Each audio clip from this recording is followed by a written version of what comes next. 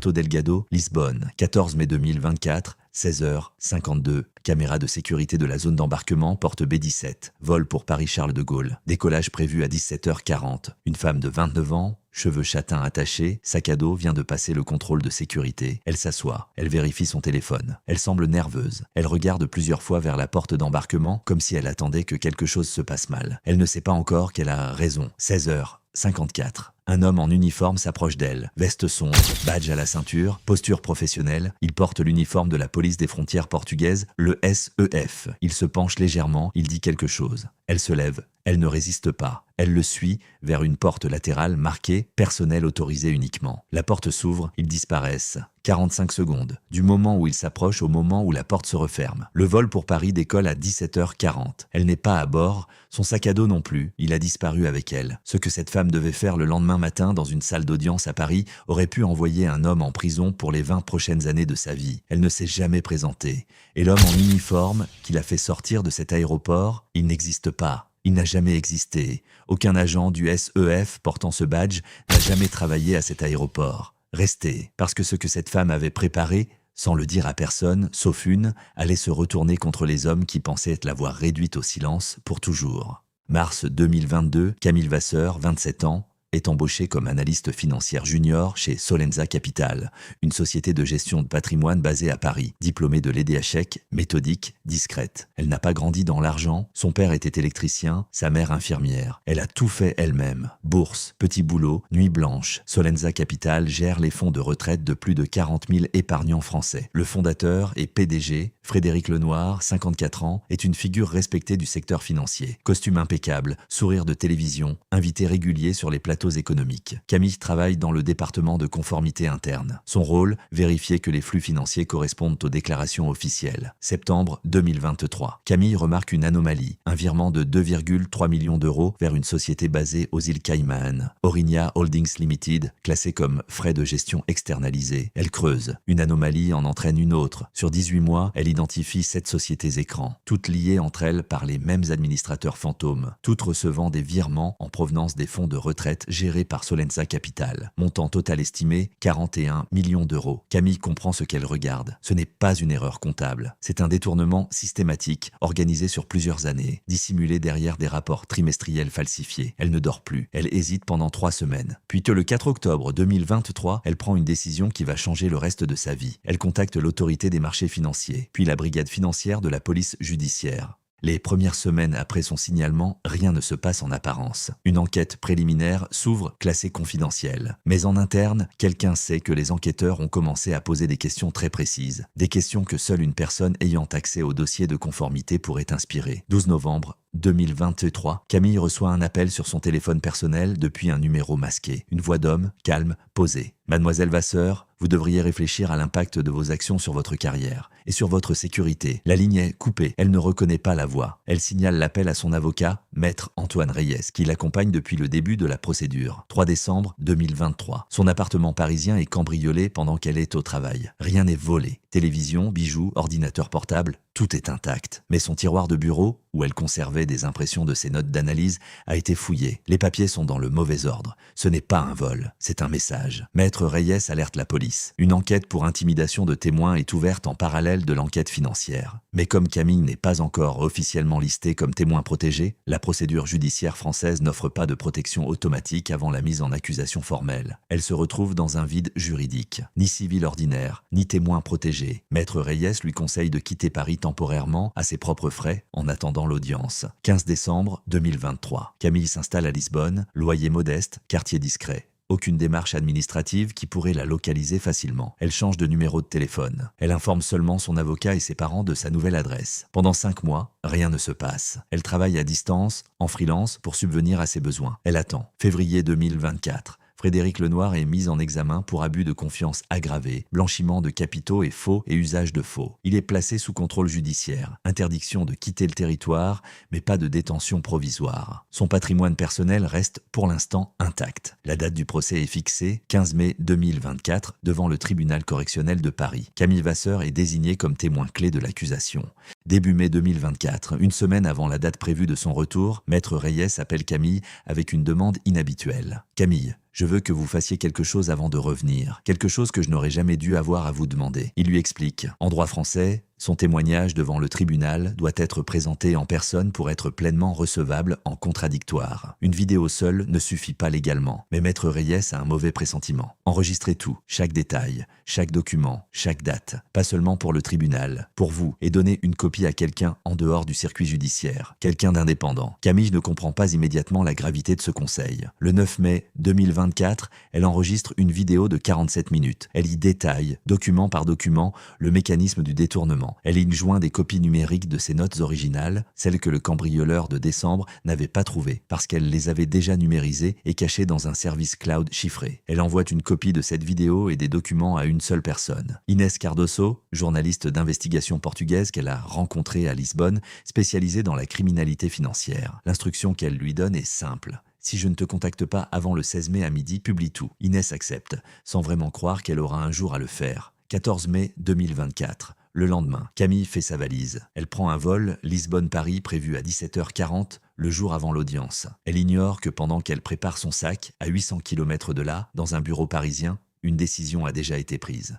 14 mai 2024, 16h40. Camille arrive à l'aéroport de Lisbonne. Elle passe le contrôle de sécurité sans incident. Elle s'installe en zone d'embarquement, porte B 17. Elle vérifie son téléphone plusieurs fois. Elle envoie un message à Maître Reyes. « J'embarque dans 1 heure. On se voit demain au tribunal. » C'est le dernier message qu'elle envoie. 16h54. La caméra de la porte B 17 capte la scène. Un homme s'approche. Costume sombre, veste avec l'écusson du SEF, Serviço de Estrangeiros et Fronteira, la police des frontières portugaises. Badge visible à la ceinture. Posture droite, professionnelle. Il se penche légèrement vers Camille. Elle lève les yeux, surprise. Il dit quelque chose. Les enquêteurs détermineront plus tard, grâce à la lecture labiale sur l'enregistrement, qu'il a prononcé une phrase proche de « Mademoiselle Vasseur, nous avons une vérification de routine concernant votre dossier de visa de séjour. Veuillez me suivre, ce sera rapide. » Camille hésite 2 secondes, puis elle se lève. Elle ne montre aucun signe de panique, aucune résistance physique. Elle attrape son sac à dos, elle le suit. Ils marchent ensemble vers une porte latérale marquée « Pessoal autorizado apna ». Personnel autorisé uniquement. L'homme tape un code sur un clavier numérique. La porte s'ouvre. Ils entrent. 16h55. La porte se referme. 45 secondes se sont écoulées entre le moment où l'homme s'est approché et le moment où la porte s'est fermée derrière eux. Aucune caméra ne couvre l'autre côté de cette porte. À 17h40, le vol pour Paris décolle. Camille Vasseur n'est pas à bord. Son siège, 22C, reste vide.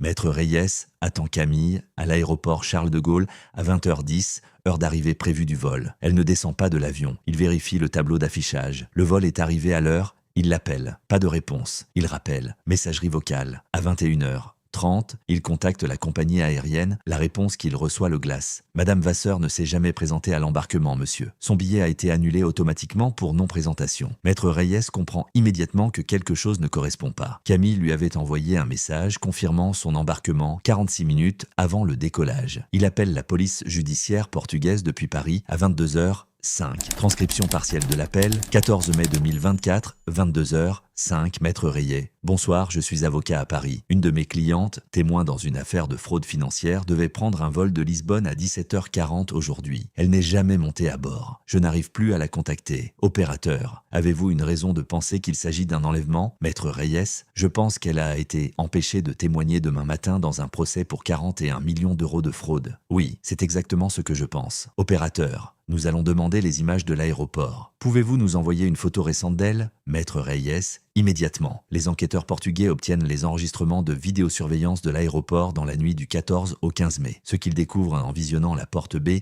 17 confirme le pire scénario. Mais ce qu'ils découvrent ensuite, en cherchant à identifier l'homme en uniforme, est encore plus inquiétant. 15 mai 2024, 6h du matin. Une équipe d'enquêteurs du SEF est réveillée pour vérifier l'identité de l'agent visible sur les images. La réponse arrive en moins d'1 heure et elle change immédiatement la nature de l'enquête. Aucun agent du SEF portant ce badge n'a jamais existé. Le numéro de matricule visible sur l'écusson, agrandi grâce à un traitement numérique de l'image, ne correspond à aucun agent en service, passé ou présent. L'uniforme lui-même, examiné image par image, présente une anomalie que seul un œil entraîné remarquerait. La couleur de l'écusson est légèrement trop saturée. Les enquêteurs identifient la source source en quelques heures. Un fournisseur en ligne spécialisé dans les costumes et uniformes de cinéma, basé en Espagne, vend une réplique presque parfaite de l'uniforme du SEF pour 340 €. Cet homme n'est pas un policier, c'est un acteur. Un acteur engagé pour jouer un rôle précis, à un moment précis, devant une caméra qu'il savait surveiller. Pendant que cette découverte secoue l'enquête à Lisbonne, à Paris, l'audience du tribunal correctionnel s'ouvre à 9 h, le 15 mai comme prévu. Le témoin clé de l'accusation ne se présente pas. Le procureur demande un report. La défense de Frédéric Lenoir s'y oppose fermement, arguant que l'absence du témoin affaiblit l'accusation et justifie un non-lieu partiel. Frédéric Lenoir, assis au premier rang, costume impeccable, regarde l'horloge du tribunal avec une expression que plusieurs journalistes présents décriront plus tard comme étrangement calme pour un homme dont la liberté dépend de cette audience. Le juge ajourne l'audience à une date ultérieure en attendant des nouvelles de la situation de la témoin. 15 mai 2024, 12h03. À Lisbonne, Inès Cardozo vérifie son téléphone toutes les 10 minutes depuis le matin. Camille ne l'a pas contacté. L'instruction était claire, si je ne te contacte pas avant le 16 mai à midi, publie tout. Il reste encore 24 heures avant l'échéance. Inès décide d'agir plus tôt. Elle a vu les premières informations sur la disparition d'une témoin française à l'aéroport de Lisbonne, diffusée dans la matinée par la presse portugaise. Elle comprend que c'est Camille. Elle ne respecte pas l'échéance fixée. Elle publie immédiatement. 15 mai 2024. 14h17. L'article d'Inès Cardozo paraît simultanément sur le site de son journal et sur les réseaux sociaux. Titre : disparu la veille de témoigner contre Solenza Capital. Voici ce qu'elle voulait révéler. L'article contient des extraits de la vidéo de 47 minutes, des captures d'écran des documents financiers, le nom des 7 sociétés écrans, le montant exact détourné, 41 millions d'euros, et surtout, la preuve que Camille Vasseur avait anticipé, avant même de monter dans cet avion, qu'elle pourrait disparaître. L'effet est immédiat et incontrôlable. En 4 heures, l'article est partagé plus de 80 000 fois. Les médias français reprennent l'information en fin d'après-midi. L'autorité des marchés financiers annonce l'ouverture d'une enquête complémentaire sur la base des nouveaux documents révélés. Mais le plus important, la pression médiatique force la police portugaise et française à traiter la disparition de Camille Vasseur non plus comme une fugue possible, mais comme un enlèvement lié directement à une affaire de fraude de plusieurs dizaines de millions d'euros. Les moyens d'enquête, jusque-là limités, sont décuplés en quelques heures. Les enquêteurs français et portugais croisent leurs informations. Le faux agent du SEF a été payé. Reste à savoir par qui. L'analyse du compte bancaire utilisé pour acheter l'uniforme en ligne mène à un nom. Mathieu Lenoir, 31 ans, fils de Frédéric Lenoir, gestionnaire dans une filiale de Solenza Capital. Les relevés bancaires de Mathieu montrent un retrait en liquide de 15 000 € effectué le 2 mai 2024, 12 jours avant la disparition. Puis un second retrait de 10 000 € le 10 mai. Les enquêteurs identifient également des échanges de SMS supprimés, récupérés grâce à une sauvegarde cloud automatique que Mathieu n'avait pas désactivée. Extrait des SMS récupérés. 3 mai 2024, Mathieu, le problème c'est elle. Si elle témoigne lundi, papa va en prison pour 15 ans. Contact non identifié, numéro prépayé. Il existe une solution, pas violente. Juste un retard. Le temps qu'il faut. Mathieu. Combien ? Contact non identifié, 25 000. Et c'est propre. Personne ne la touche. Elle est juste ailleurs pendant un moment. Mathieu, fais-le. Le contact non identifié est tracé jusqu'à un homme nommé Rui Almeida, 44 ans, ancien agent de sécurité privée portugais, reconverti dans ce que les enquêteurs appelleront pudiquement des services de logistique discrète. Un terme qui recouvre dans les faits l'intimidation et la séquestration de témoins pour le compte de clients fortunés cherchant à éviter la justice. Almeida est identifié sur les images de l'aéroport grâce à la reconnaissance faciale. C'est lui qui portait l'uniforme. Son téléphone, localisé par triangulation cellulaire, place sa position le soir du 14 mai dans une zone rurale à 35 km au nord de Lisbonne, près de la commune de Sintra. 16 mai 2024, 5h40 du matin, une unité d'intervention de la police portugaise encercle une propriété isolée près de Sintra, identifiée grâce au téléphone de Rui Almeida. C'est une ancienne maison de gardien, à l'écart de la route principale, entourée d'arbres. L'assaut est rapide. Almeida est arrêté sans résistance, dans la cuisine, en train de préparer du café. Au sous-sol, dans une pièce fermée par un cadenas, les policiers trouvent Camille Vasseur. Elle est vivante, déshydratée, épuisée, les poignets marqués par des liens qu'on lui a retirés la veille pour lui permettre de manger seule, mais vivante. Elle n'a pas été agressée physiquement au-delà de la séquestration elle-même. Almeida, conformément à l'accord initial avec Mathieu Lenoir, l'a maintenue isolée. pas blessé, juste ailleurs pendant un moment. Mais le moment avait déjà duré trop longtemps pour ces geôliers, parce que pendant que Camille était enfermée dans ce sous-sol, l'article d'Inès Cardozo avait transformé sa disparition en scandale national. Almeida confiera plus tard aux enquêteurs: « Je devais la garder une semaine, 2 maximum, jusqu'à ce que le procès soit reporté indéfiniment ou classé. Personne ne m'avait dit qu'elle avait prévu ça. Ça, c'est la vidéo, le journaliste. L'assurance qu'elle avait prise sans en parler à personne d'autre que son avocat. »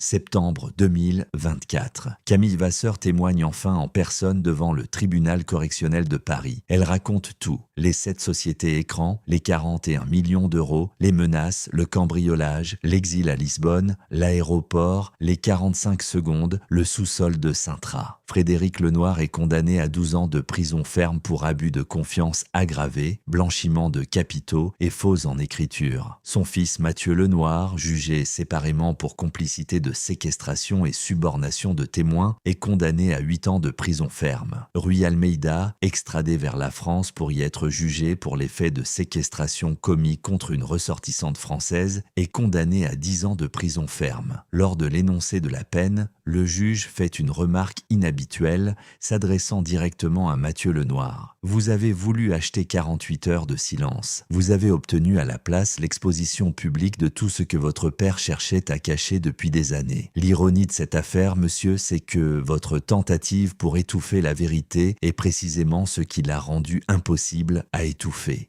Les avoirs de Frédéric Lenoir, gelés dès son arrestation puis confisqués après sa condamnation, ont permis un remboursement partiel des 41 millions d'euros détournés au fonds de retraite concerné. Environ 60% de la somme a pu être restituée aux épargnants. Camille Vasseur a quitté le secteur financier. Elle vit aujourd'hui sous un nom différent, dans une ville qu'elle ne révèle pas, même à ses anciens collègues. Elle a accepté une seule interview après le procès, accordée à Inès Cardozo, la journaliste qui, en publiant 22 heures avant l'échéance qu'on lui avait fixée, a probablement empêché que cette affaire se termine très différemment. Camille lui a dit une phrase qui résume, mieux que n'importe quelle analyse, ce que cette affaire révèle sur la fragilité du courage individuel face à l'argent et au pouvoir. « Je n'ai jamais pensé que prévoir ma propre disparition me sauverait la vie. Je pensais juste que si je disparaissais, au moins la vérité, elle, ne disparaîtrait pas avec moi. » Ce que cette affaire révèle dépasse le cas de Camille Vasseur. En France,